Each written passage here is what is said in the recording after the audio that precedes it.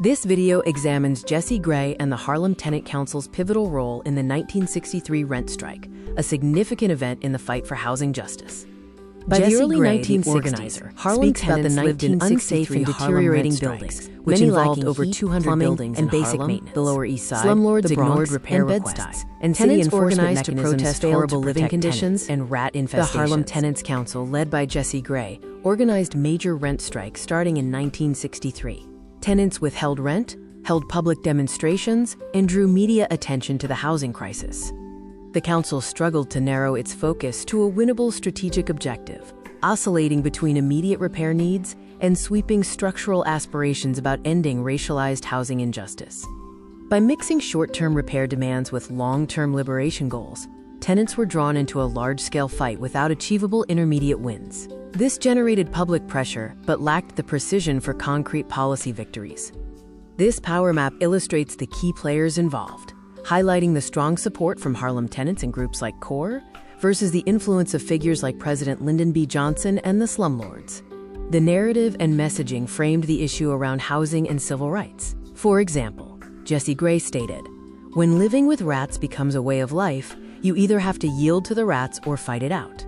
Early strikes in 1958 and 1959 had an unsuccessful narrative.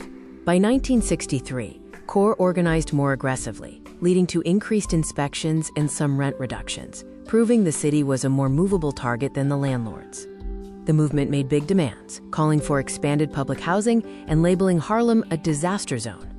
Actions like big pickets and eviction protests established rent striking as a powerful direct action tool, leading to the legalization of escrow accounts by the court. The council often overstated the size of its base. For instance, they claimed 3,000 tenants were ready to strike and exaggerated the number of buildings involved in initial announcements. The landlord's messaging then is eerily similar to today, attributing rats to tenants leaving out garbage and lack of heat to, quote, vagrants breaking radiators. Black-controlled media, such as the New York Amsterdam News, properly echoed the strategy of targeting the city and the mayor. In contrast, white mainstream media downplayed this, focusing solely on the landlord versus tenant fight. Rent strikes were used to pressure landlords and the city, leveraging Section 755 to deposit rent into courts. This tactic generated visibility, built community networks, and won temporary legal protections, though long-term structural change was limited. Direct action in court, such as smuggling dead rats into the courtroom, was highly effective at attracting media attention and securing favorable judicial rulings for tenants. However, this tactic was not scalable and shifted the city's focus to rat eradication. Mass protests and media stunts, including street marches and rallies, built public sympathy and political pressure. Yet media attention alone did not translate into long-term power or structural reform. This scene reiterates the evaluation of mass protests and media. While effective at building public sympathy, it failed to deliver lasting structural reform.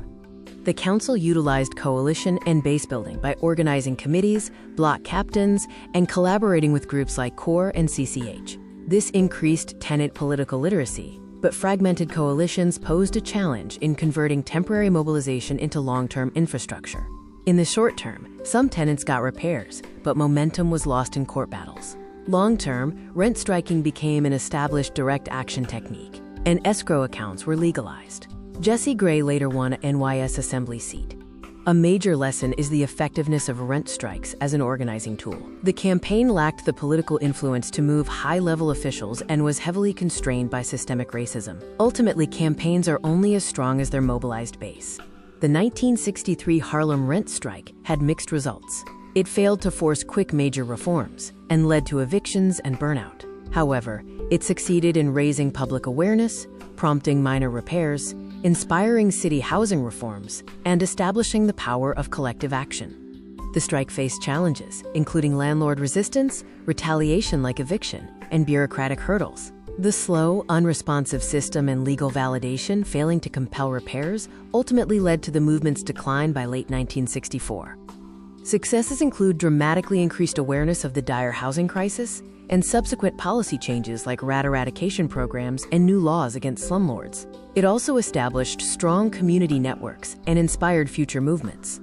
While the 1963 strike didn't achieve immediate sweeping policy changes, Its true significance lies in mobilizing residents and laying the groundwork for future housing justice activism. It remains an inspiring example of indigenous power. Even today, Harlem tenants are still striking. Recently, some tenants won $500,000 after a 16-month rent strike over poor housing conditions, demonstrating the ongoing power of this tactic. Here are the sources used for this video. The rent strike